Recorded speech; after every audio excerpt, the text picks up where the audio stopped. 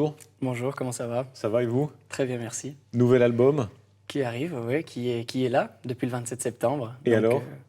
Bah écoute, des réactions très très bonnes. On a Ah. eu une presse jusqu'à maintenant assez dithyrambique, donc espérons que ça continue, ouais, Ah c'est oui, clair. des éloges partout, hein. Je lis l'hebdo par exemple, ils disent très grande chanson au pluriel, sidéré par la qualité, Mm. ça fait plaisir. Bah tant mieux, ouais, c'est clair que c'est un petit peu se jeter dans le vide de commencer un album, hein, et d'autant plus que pour l'enregistrer, on était dans la campagne londonienne, dans la campagne anglaise, donc il n'y avait pas grand-chose. Mais oui, c'est une implication. En plus, j'écris, je compose, j'arrange, je produis musicalement, donc c'est clair qu'une fois que le produit est sorti, si on a des retours positifs, c'est plutôt flatteur. Ouais. Franchement, vous savez qu'on vous attend au contour. Avant, succès gigantesque, Ouais. évidemment, beaucoup se disent, ah, s'ils pouvaient se planter à la deuxième, ça ferait plaisir. Vous savez Ouais, c'est comment sont sûr. les gens. Ouais, c'est sûr. Et alors? Bah, je pense, et c'est une phrase que j'ai déjà dit, mais je pense qu'effectivement, le premier album était attendu Ouais. et le deuxième est attendu au tournant. Et là, il y a quand même une subtile différence. Mais je pense que j'ai plus évolué avec la pression sur le premier album parce qu'on a eu ce schéma un peu différent d'habitude où on a eu ce premier succès Lucky, qui était une seule chanson qui est sortie. Et déjà là, les gens me disaient oui, oui, One Hit Wonder, etc. Qu'est-ce qui va arriver? Ensuite, on a travaillé l'été sur l'album, il était sorti avec l'histoire qu'on connaît ensuite. Vous travaillez énormément. On va en reparler Beaucoup. tout à l'heure. C'est une illusion de penser qu'on arrive et puis on chante, hein. Vous êtes un bosseur phénoménal. Je bosse énormément, ouais. Mais vous avez eu de la chance aussi, hein. Il y a des gens qui ont de la chance, il y en a qui n'en ont pas. Vous-même, avant la musique, déjà vous aviez de la chance. Ouais, clairement. Et je pense que je suis né dans un cadre magnifique, hein. Je suis amoureux de ma région, j'aime ma famille. Enfin voilà, il ne faut pas que ça verse dans l'utopie de tout est parfait, hein, mais c'est... Ok, vous avez une chance incroyable. Vous avez été très bon joueur, vous Mm. alliez très loin, vous avez été au Canada, on vous accueillait. Tout marchait. Bah, c'est clair, et ça reste des expériences incroyables. Bah, tu parles du Canada, c'est vrai que c'était fou. J'ai joué les championnats du monde junior moins de 14 ans et on jouait devant 16 000 personnes qui nous demandaient des autographes à la sortie. Le lendemain, c'était dans les journaux, à la télé, à la radio. C'est vrai que c'était particulier, ouais. C'est quoi la chance? On la provoque, on est avec. Comment vous voyez ça? Il y a un petit peu de tout, mais je pense principalement qu'on la provoque. Et je pense que ça faisait partie un peu de mes modes de vie et de ce que j'ai toujours pensé. Je me suis dit, en musique, il faut jouer partout, quand tu peux, et dans n'importe quelle condition. Vous y Et, allez à fond, hein. Quand je regarde tout ce que vous faites, vous acceptez beaucoup de choses, Ouais. vous saisissez les opportunités, hein. Vous n'êtes pas en retrait. Clairement, mais après, il faut voir aussi qu'il y a énormément de demandes. Ouais. Tu dis que j'accepte beaucoup de choses, mais 95% des offres sont refusées. Vous dites non, vous avez appris à dire non? C'est pas souvent moi qui dois le dire. C'est vrai que j'ai cette chance d'avoir voilà, un management qui est un peu le bad cop, good cop. Mais oui, je sais dire non, hein, clairement. D'ailleurs, ta prochaine question, attention. On verra tout à l'heure, il y en a les plus durs après, mais la chance, est-ce qu'on a la peur de la perdre? Est-ce qu'on a la superstition de se dire ça a été jusqu'à présent, ça peut s'arrêter? J'évolue pas avec ça en tête. Je suis pas en train de me dire, c'est vrai que jusqu'à maintenant j'ai eu énormément de chance, pourvu qu'elle s'arrête pas. La chance te donne des moyens que tu dois exploiter toi ensuite. Si voilà, si tu as une chance mais que tu fais rien derrière, c'est pas une chance. Il y a des superstitions, hein, vous en avez, j'imagine. Très peu. Je pense Ouais. que j'en ai eu du temps où je jouais au hockey sur glace parce que voilà, les sportifs ont un petit peu leur. C'est plus des habitudes que des superstitions véritablement. Par exemple, quoi? C'était quoi? Bah, par exemple, moi j'avais le chiffre 12. Je Ouais. refusais de jouer avec le numéro 12 parce qu'en équipe nationale, j'avais fait une fois un très mauvais tournoi avec le numéro 12 et ensuite c'était devenu un peu presque une obsession, hein. Je prenais pas d'essence au numéro 12. S'il y avait le siège numéro 12, j'essayais d'éviter. Et fatalement, ces choses te rattrapent, hein. Une chambre d'hôtel, on me donnait toujours la 12 et puis l'adresse du resto, c'était toujours au 12. Donc c'est vrai que finalement, j'ai commencé à me dire que c'était pas si grave que ça. Donc pas fondamentalement. Et c'est aussi parce que j'aime pas trop les choses figées. Et par exemple, je fais pas vraiment de rituel avant de monter sur scène, de peur que si un jour je l'oublie ou j'ai pas le temps de le faire, ça me mette dans un mauvais état d'esprit. Est-ce que vous rendez les autres chanceux? Il y a des gens chanceux qui portent chance aux autres, puis certains qui sont chanceux tout seuls. Les filles qui ont été amoureuses de vous, votre famille, les gens autour de vous, ils ont de la chance? Et c'est Là, il y pour a finir de un boire. instant d'hésitation, là. J'en ai profité pour saisir mon verre. Non, je pense que, et j'en ai discuté avec mon père il y a pas longtemps, je pense que la chance, moi j'aime quand elle a été méritée. Ouais. J'aime voir quand il y a un investissement, quand il y a du travail. Et dans ces moments-là, c'est pour ça que voilà, je choisis mes premières parties en concert suivant des trajectoires que j'observe d'artistes. Et je me dis, bah voilà, lui, il a fait ci, ça. Il a essayé d'innover de ce côté-là. On va lui donner une chance d'être en première partie, clairement. Clairement. Alors, on va parler de ça, de la musique, du travail, de votre passé à Villeneuve, le hockey, etc. D'abord, il faut mesurer le succès. On parle vraiment de quelque chose d'incroyable, hein. 5 millions de vues sur YouTube. Ouais. Sur Twitter, vous avez combien de followers? 134 000 et quelques nouveaux venus. Ouais. Combien de disques? En Europe, on est à peu près autour de 100 000. Ouais. C'est colossal, hein, c'est vraiment un succès colossal pour un artiste suisse, 22 ans. Oui, ben merci. Merci qui? Merci la vie, merci papa et maman. Non, Ouais. je sais pas, c'est clair que ça peut paraître beaucoup. Et beaucoup de gens me demandent aussi si ça peut paraître que ça a été vite. Mais effectivement, on en a parlé avant, on a beaucoup bossé derrière et on a aussi fait en sorte que les choses se passent comme ça. Après, tu peux jamais décider d'un succès ou pas, hein. Le début, il a été 1000 fois raconté. Il est tellement beau que certains en ont même douté, hein. Je crois que dans certaines émissions en France récemment, on vous a dit est-ce que c'est pas bidon, est-ce que c'est pas Ouais, pour la c'est promo, clair. etc. C'est clair. Vous allez à un anniversaire, Mhm. anniversaire d'une amie, c'est Ouais, ça? ouais. Vous arrivez, vous vous dites, il n'y a rien de spécial, quoi. C'était. Non, bah c'est pas une soirée en tout cas où je m'apprête à changer ma vie, quoi. Mais c'est vrai que ça rejoint un peu ce que je disais tout à l'heure, où finalement, voilà, chaque fois qu'il y avait des soirées entre potes ou quoi, mais pas par besoin d'être entendu ou remarqué ou quoi, mais parce que la guitare que j'ai toujours prise avec moi et partout, ça a été toujours quelque chose de très convivial ça rassemble les gens. Et c'est vrai qu'autant que quand c'était des soirées au bord du lac, on faisait des barbecues, je sortais la guitare, je chantais des chansons connues que tout le monde pouvait reprendre en chœur. Et cette soirée-là, ça se déroule exactement de la même manière. Il est 2h, 2h30 du matin. Quelqu'un me dit, bah, hey, tu veux pas sortir la guitare, on joue quelques trucs, et ça part comme ça, ouais. Patrick Delarrive vous repère. Hein. Pourquoi lui? Pourquoi cet homme-là? Alors, homme d'affaires très imaginatif, mais il a senti qu'il y avait quelque chose en vous.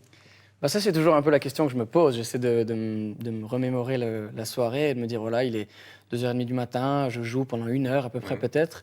Et il y a ce monsieur hein, que je connais un petit peu, mais pas beaucoup, et qui est là comme ça, qui me regarde et qui me dit... c'était vraiment... Moi, c'était une blague au début, quoi. Est-ce que tu as un producteur? Je lui dis non. Il me dit, bah, cherche plus, t'en as un. Le lendemain matin, en me réveillant, je n'étais pas en train de me dire, youpi, j'ai décroché un contrat. Mais pour en avoir parlé après avec lui, il me disait, ce qui m'a fasciné, c'est que bah voilà, tu étais entouré d'une vingtaine de jeunes de ton âge qui, normalement, à 2h du matin, sont déchaînés et t'as consterné, je sais plus, tout le monde. Et c'est ça qu'il a un peu décidé. Et puis ensuite, voilà, on se retrouve deux analphabètes du monde de la musique, hein, clairement, avec notre petit projet, à se dire, bah, écoute, on va essayer de mettre quelque chose en place et on va essayer d'aller déranger un petit peu les codes et partir sur une base de travail un peu différente de ce qui se fait dans le monde de la musique. Juste avant ça, vous êtes dans quel état d'esprit? Vous êtes hockeyeur, ça marche bien pour vous. Ouais. Vous pensiez que ce serait votre carrière? Bah, j'ai toujours eu, en toute honnêteté, je l'ai toujours eu dans un coin de ma tête. Ouais. Jamais vraiment assumé, parce que j'avais pas la prétention de dire que ce que je faisais musicalement était bien. J'ai suivi quelques cours au conservatoire, mais pas plus que ça, donc je suis pas très calé musicalement. Hein. C'est vraiment quelque chose de très spontané, de très personnel que je fais en musique. Tout petit, hein, je crois que vous dites à votre mère, je veux être une vedette du rock. Hein. Ouais, c'est ça. Mais parce que si on repart il y a très très longtemps, le petit historique, bah voilà, j'ai 5 ans, il y a Frank Perry, qui est un guitariste des États-Unis, qui est au resto de mon père, qui joue Losing My Religion de R.E.M. Et je suis sur le bar et je le chante. Ensuite, j'ai fait partie d'un chœur, j'étais soliste. Et du coup, j'avais aussi cette notion d'être sur le devant de la scène, d'aller chercher un petit peu les gens. Je faisais très vite un peu le showman comme ça, et j'aimais ça, quoi. Et j'ai toujours eu une activité musicale, clairement, et ça a toujours été dans la création aussi. J'ai toujours beaucoup écrit, j'ai toujours voulu réaliser des choses, parce que c'est ça qui est magnifique de créer, finalement. Musique, vidéo, hein, je crois que vous faisiez jouer vos sœurs en vidéo. Ouais. Vous étiez ici, on est sur le plateau du journal, vous jouiez à être présentateur, c'est vrai? Ouais, j'adore ça. Comment vous faisiez en regardant la caméra? Mesdames, Messieurs, bonsoir, bienvenue à toutes et à tous dans cette nouvelle édition du journal de 19h30. Je suis Darius Rochebin, bonsoir tout le monde. Ouais, vous êtes bon. Hein. Arrête. Non, mais vous avez une passion vraiment de tout ce qui est créatif, dans tous les secteurs, ça vient de très loin. Et c'est marrant parce que j'ai entendu récemment quelqu'un qui disait qu'on ne créait rien, mais qu'on reformulait. Ouais. Et je suis pas sûr d'être d'accord avec ça, je pense qu'on peut vraiment... on crée clairement. Et j'aime ça, ouais. Comment il faut vous imaginer, gosse, à Villeneuve? D'abord, c'est Villeneuve, hein, ça c'est vraiment la ville je suis né à Lausanne, de votre naissance, mais de votre enfance. j'ai grandi à Villeneuve, ouais, Hein. exactement. Comment vous étiez? Comment j'étais appelons ma mère. Ouais. J'étais un gamin de Villeneuve. Je pense que j'ai grandi dans un cadre assez incroyable qui en est pour beaucoup dans ma personnalité aujourd'hui. J'ai grandi avec le lac vraiment droit en face de moi, les montagnes qui plongent dedans, un coucher de soleil, de feu tous les soirs. C'est un des plus beaux endroits du monde, hein. Il faut dire ce qu'il y a. Les gens qui naissent là, ils ont un spectacle tous les jours dans les yeux qui est... Je pense clairement, et je m'en rends compte parce que je voyage énormément, et que chaque fois que je reviens, j'ai quand même ce moment où je me pose et où je me dis... où je dis rien, justement. Où je dis rien, c'est incroyable. Et quand j'ai des amis de l'étranger qui viennent et que je les amène chez moi, ils veulent plus repartir. Ils disent, mais c'est les vacances ici, c'est le Club Med, c'est incroyable. On voit quelque chose de... La nature est très, très, très, très forte. Et c'est vrai que moi, c'est un un repère vraiment où je peux aller me ressourcer en toute tranquillité qui est parfait, quoi. Quand Parfait. vous revenez de New York, par exemple, énorme succès là-bas, c'est très enivrant quand même, hein, j'imagine. Vous vous sentez encore suisse? Clairement, mais je me sens toujours très suisse. Ouais. Je pense que je suis vraiment attaché aux racines et c'est pas la raclette que j'ai mangée hier soir sur la terrasse qui dira le contraire. Mais, Vous êtes très bon en accent, alors vous avez une petite pointe d'accent naturel, mais vous faites tous les accents. Vous parlez très bien suisse-allemand, par exemple. Ja, sicher. Wir können ein bisschen zusammen schwätzen, oder? Ça, c'est Gauthieron? C'est Gauthieron à la base, ouais, j'ai joué 2 ans au hockey sur glace là-bas et j'étais plus du côté des Suisses allemands dans l'équipe, allez savoir pourquoi, je sais pas exactement. Et ensuite, voilà, c'est vrai que les 3 dernières années, on a passé beaucoup de temps en Suisse alémanique et du coup, tu t'habitues aussi. Hein, je le remarque quand c'est des réponses que j'ai déjà formulées, je suis très à l'aise. Ouais. Quand je dois créer sur le moment, je ressors un peu d'anglais, un peu de français, un peu de Hochdeutsch aussi, mais j'aime les langues, clairement. Je fais mon premier concert en Russie, la première chose que je vais demander, c'est comment on dit bonjour, comment on dit comment ça va, et je m'implique vraiment, j'adore les langues. Clairement. Vous allez jouer à Berlin, devant la porte de Brandebourg. Ouais. Combien de spectateurs attendus? À peu près 1 million. Ouais, À peu près c'est 1 pas mal million. ça. Oui, c'est une jolie porte d'entrée en Allemagne, qui est la porte de Brandenburg. C'est voilà, c'est ces événements aussi qui se passent un petit peu. Voilà, j'étais très surpris, moi aussi, hein, le Coke Festival of Happiness, c'est un truc énorme. Et, Vous êtes un incroyable. produit marketing incroyable à part ça. Vous parlez les langues, vous êtes beau, vous êtes doué, etc. Vous vendez incroyablement. Vous sentez la machine qui commence à se dire on peut en faire quelque chose, on peut gagner de l'argent?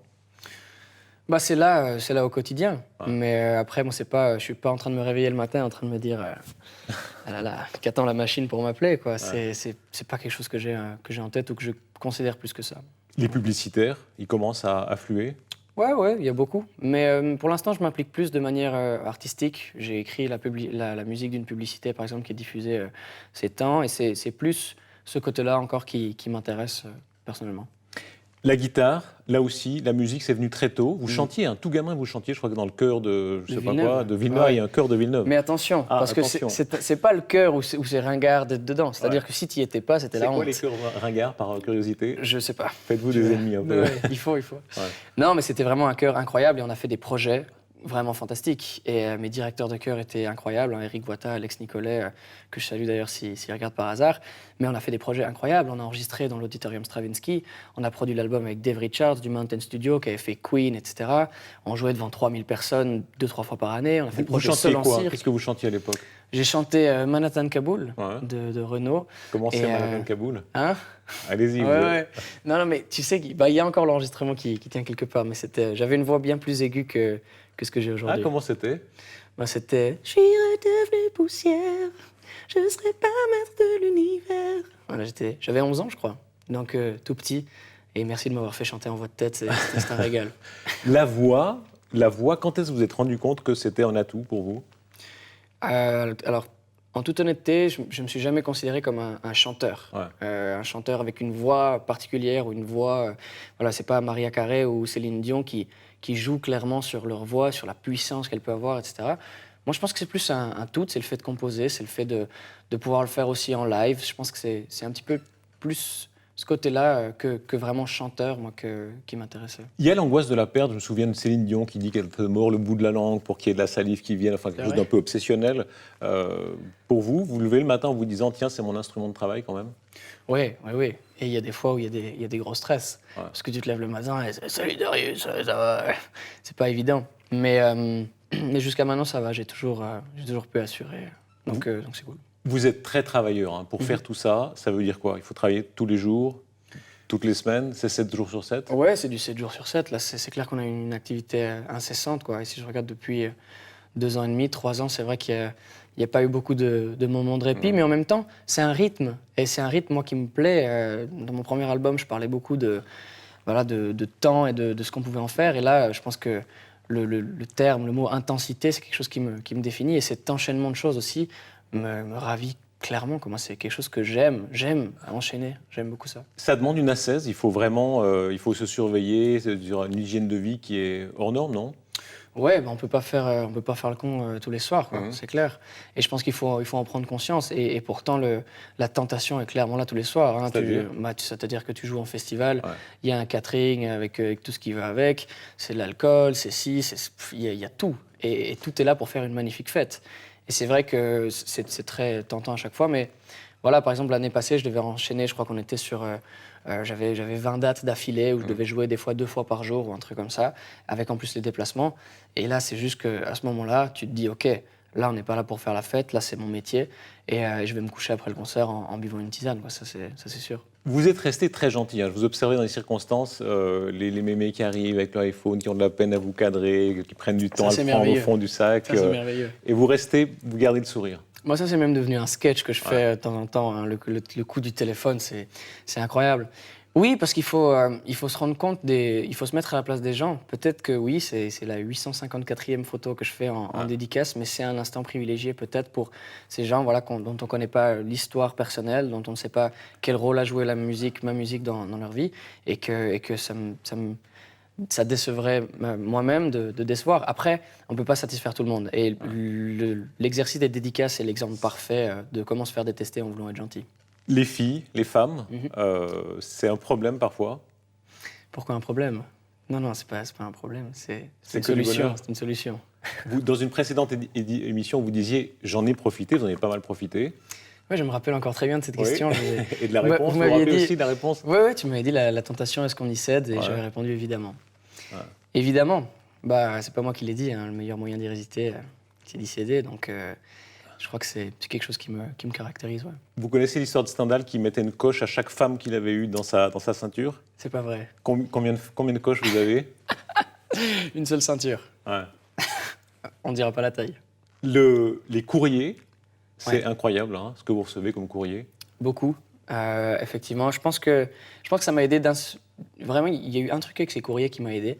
C'est que quand j'ai écrit le premier album, c'était encore très égoïste d'une certaine manière parce que j'avais cette espèce d'attitude de l'artiste qui écrit, qui se sent pas hyper bien, qui croit qu'il est le seul à se sentir comme ça. Et il y a cette grande phrase qu'on accompagne en général du geste où tu tournes la tête et tu fais le bras, tu peux pas comprendre. Ouais.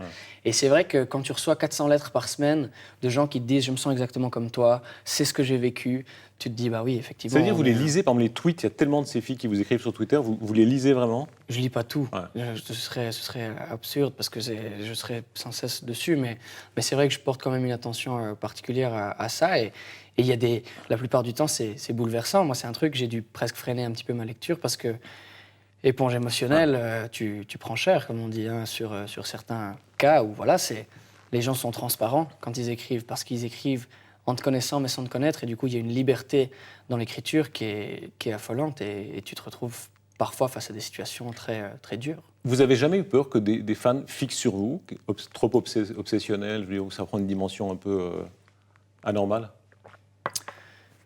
Pas vraiment. Je veux dire, j'ai eu des situations un peu étranges où voilà, tu rentres chez toi et effectivement, il y a une lettre ou un cadeau sur le pas de la porte où tu te poses la question, tu te dis effectivement, voilà, quelqu'un que je ne connais pas sait où j'habite, est venu, sûrement sonné, j'étais pas là. Mais je pense que déjà ne pas faire une fixation là-dessus, c'est s'éviter beaucoup de paranoïa. Ouais. Je pense qu'il faut savoir rester aussi humble dans l'attitude. C'est comme quand on me demande, mais tu te fais pas trop emmerder quand tu marches dans la rue? Et honnêtement, non, parce que c'est toute une question d'attitude. C'est clair que si je mets mon t-shirt, arrêtez-moi, je suis là. Ça, c'est vous. Hein. Vous arrivez toujours à prendre les choses du bon côté. Hein. Ça évite beaucoup de problèmes, rien que ça. Clairement, ouais. Clairement. Je passe du temps sur les solutions et pas sur les problèmes. C'est une vraie attitude de travail aussi. Et c'est vrai que c'est un truc que j'essaye pas d'inculquer, mais que j'essaie de répondre aussi aux gens qui bossent avec moi. C'est OK, il y a un problème. Le problème, c'est ça. Analyse-le. Où sont les solutions? Bam, bam, bam. Et on avance. On n'a pas de temps pour les problèmes. Les premières fois, première chanson, la toute première chanson que vous ayez en tête? Que j'ai eu en tête dans ma vie. C'était sûrement du Henri Dess. Ouais. Qui est d'ailleurs Henri Dess. Oui, j'aime bien. Ouais. Et très gentil personnage que j'aime beaucoup. Donc salutations aussi. Mais vous chantez sous la douche. Hein. Je lisais que vous êtes Monsieur et Madame tout le monde aime ça. Ouais. Vous chantez sous la douche. Je chante parfois sous la douche. Ouais. Vous réfléchissez sous la douche beaucoup. Énormément. C'est un truc qui interpelle un petit peu les gens, mais c'est vrai que quand j'ai une grande décision à prendre ou des vraies réflexions à faire, parce que cette espèce de flow incessant, c'est une inspiration en continu. C'est vrai que c'est pas quelque chose de figé, ça fait rire les gens en général, mais c'est un vrai truc que je fais. C'est comme les siestes, on va continuer dans les trucs bizarres que je fais. Vous êtes un fan des siestes. J'ai pas le loisir d'en faire beaucoup, mais c'est vrai que là encore, quand j'ai les siestes, c'est un peu cette espèce d'entre-deux sommeil qui ouvre les barrières de l'esprit et qui, moi, m'amène assez souvent des On dit que des c'est des solutions. génies, hein, Einstein, Churchill, etc. Non, mais les siestes, ça marche. Tout le D'accord. monde sait ça. Bah alors écoute, j'aime beaucoup les siestes. Et C'est- alors maintenant que je sais que les autres font ça, je suis très content. C'est quoi votre technique? Vous arrivez, il y a des gens qui tiennent une clé, et puis ils s'endorment, ils la laissent tomber pour se réveiller. Vous avez une technique vraiment? Pas vraiment, non. Pas vraiment. N'importe où vous vous couchez, vous dormez. Ouais. Et j'ai cette économie de temps aujourd'hui qui fait que je dois plus attendre une demi-heure avant de m'endormir. Ça vient directement. Ouais. Première petite amie, c'était comment? Première petite amie, ça remonte à très longtemps. Je pense que j'étais en école enfantine. Ouais. Et elle s'appelait Laura. C'est très marrant. J'en ai jamais parlé. Arrête, Darius, tu peux me confier. Et vous avez gardé Mais, contact? Ouais, c'est quelqu'un que j'ai revu assez souvent. Voilà, c'est super excitant quand t'es tout petit. Hein, le premier bisou dans la cour de récré, c'est mignon comme tout, quoi. Vous pouvez lui parler alors, elle vous écoute là sûrement. Ouais, salut, ça va? Tu te souviens? Premier râteau? Premier, Ouais. râteau. Ouais. Sûrement pour faire du jardinage. Ouais. Vous avez eu quand même des râteaux? Écoute, ouais. Ah, pas tant que ça apparemment. Hein. Si. Mais là aussi, quand j'étais plus jeune, j'essaie de me souvenir, j'avais eu une phrase de quelqu'un. Il y a ce grand je t'aime plus. Ouais. Quand tu as 10 ans, c'est très perturbant. Hein, parce que tu... Ah, on vous a dit ça? Ouais. Un drame de ma vie. Tu vois, aujourd'hui, ça me marque encore. Je suis très Ouais. marqué. Non, mais c'est étrange parce que voilà, c'est. Les peines de cœur, la vraie peine de cœur où vous souffrez le martyre, vous avez vécu ça? Vous avez plutôt fait souffrir. Hein. Non, j'essaye de. Ah, là, on entre dans un sujet un petit peu compliqué. Je sais pas. Je sais pas vraiment. J'ai une vision de l'amour quand même qui est très différente, un petit peu des grands classiques, des grands clichés en quelque sorte. Et je sais pas, j'ai cette espèce de vision où je me dis, oui, tu m'aimes, tu me le dis, mais tu as aimé avant et tu aimeras après. Et c'est vrai que y a une chanson notamment sur mon nouvel album qui s'appelle Give Me Your Heart, qui est un petit peu le résumé de tout ça et de tout ce que je pense. C'est que finalement, je me suis rendu compte après. J'ai eu une, relation qui a duré 2 ans et demi et qui était un peu ma relation amoureuse. Et au final, c'est un petit peu de se dire que ça n'a pas été la rupture qui a été le plus difficile. Alors oui, c'est se détacher d'une habitude, mais c'est ce moment où l'autre retrouve quelqu'un. C'est ça qui nous fait tous chier. Parce que c'est ce côté où tu as été unique, tu as vécu un truc que tu as chéri et dont tu as eu l'impression d'être celui qui possédait la chose, et puis finalement tu te rends compte que ça va être partagé à nouveau. Et moi, ça veut dire que vous êtes un peu désabusé en amour? Clairement. Ouais. Mais je pense que pour moi, l'amour est aussi beaucoup une question d'ego. Et je pense que depuis ça, j'ai vraiment mis mon ego de côté en amour, et j'ai plus cette espèce de possessivité que je pouvais avoir et qui est pour moi très nocive. Et voilà, chaque humain a envie de laisser une trace, a envie d'être un petit peu unique. Et moi, c'est vraiment plus quelque chose qui m'habite en l'occurrence. Tous ceux là qui ont des chagrins d'amour, vous leur dites ça? Vous leur dites il faut passer à autre chose, de toute façon, ça continue? C'est bien parce qu'en général, pas grand monde est d'accord avec moi, donc ça donne lieu à des débats assez mythiques. Ouais. 22 ans, vous avez une maturité qui est impressionnante. Ça vous arrive de vous dire que vous êtes immature? Il y a des domaines où vous êtes immature? Ouais. Quoi, par exemple? En interview. Non, vous êtes très bien, vous êtes très solide. Écoute, je pense, moi, mature, pas mature, c'est qui peut décider?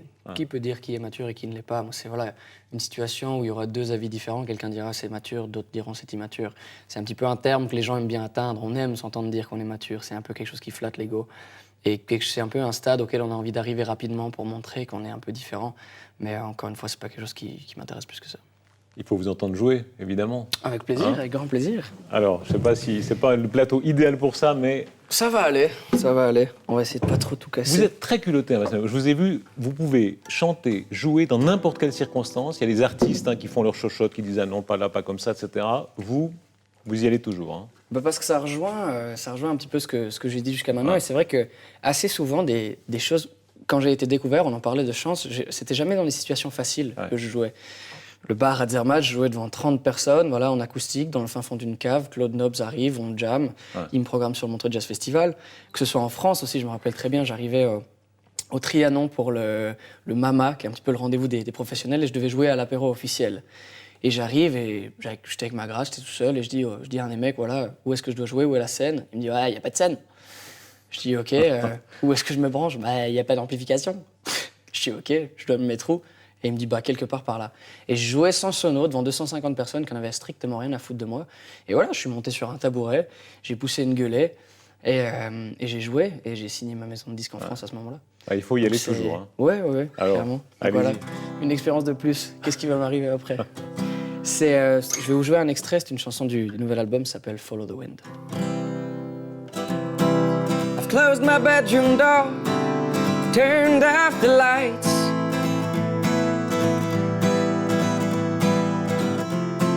And downstairs they're spreading some rumors I don't like. The message I've been waiting for 2 days has made its way across oceans, it's not too late.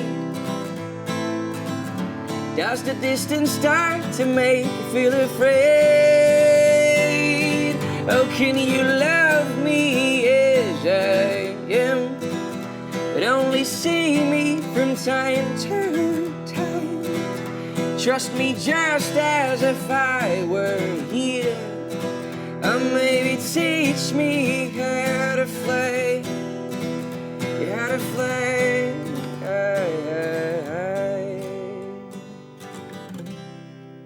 Merci, Bastian Becker. grand Merci plaisir. à Daniel Simelli, réalisateur, parce que c'est pas facile de capter dans un studio comme ça.